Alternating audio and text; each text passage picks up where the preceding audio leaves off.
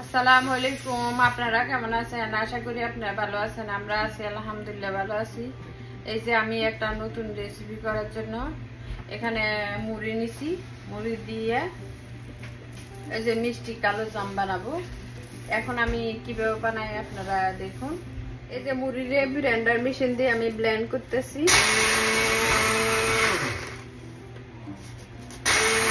দেখুন মুড়ি একদম গুঁড়ি হয়ে গেছে, গুঁড়ি করে ফেলছি আর একটু ছালি নিছি। এই যে চুলের মধ্যে আমি পাতিল দিছি, পাতিলের মধ্যে আমি 1 কাপ দুধ দিয়ে দিচ্ছি। বিসমিল্লাহ।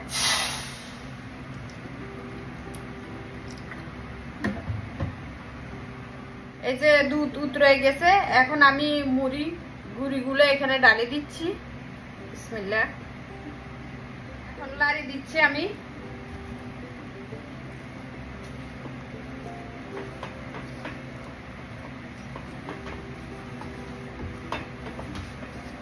হয়ে গেছে, নামা ফেলবো এখন।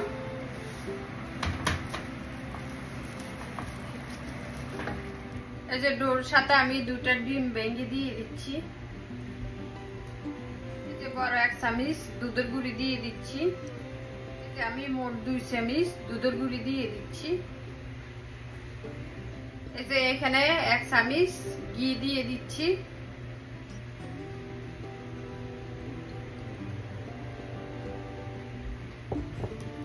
এই যে এখন আমি হাতে মেখে নিচ্ছি।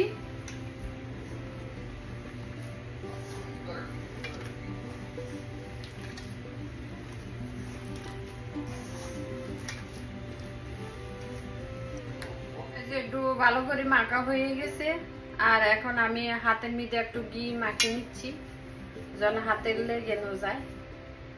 এই যে একটা ডো নিছি, এই যে গোল করে ইয়ে করতে হবে, এভাবে মিষ্টির মতো মাকে বানাতে হবে।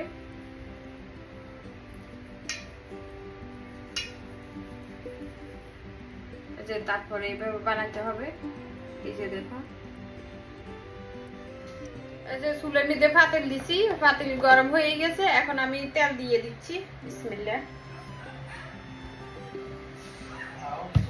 কালো জাম মিষ্টি গুলো বানানো হয়ে গেছে, তেলগুলো গরম হয়ে গেছে, এখন কালো জাম গুলো দিয়ে দিচ্ছি। বিসমিল্লাহ।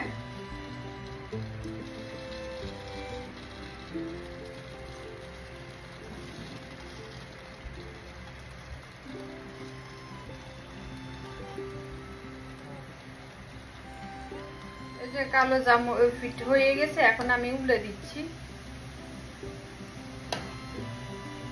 এই যে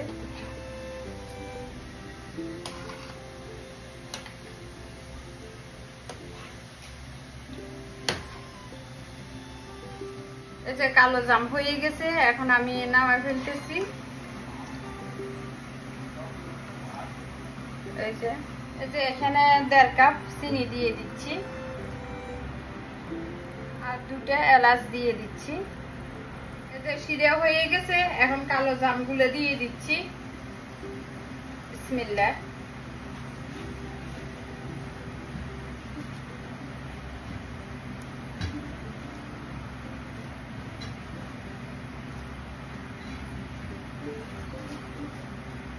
এই যে কালো জামগুলো ঢাকনা দিয়ে আমি গুঁড়ি দিচ্ছি।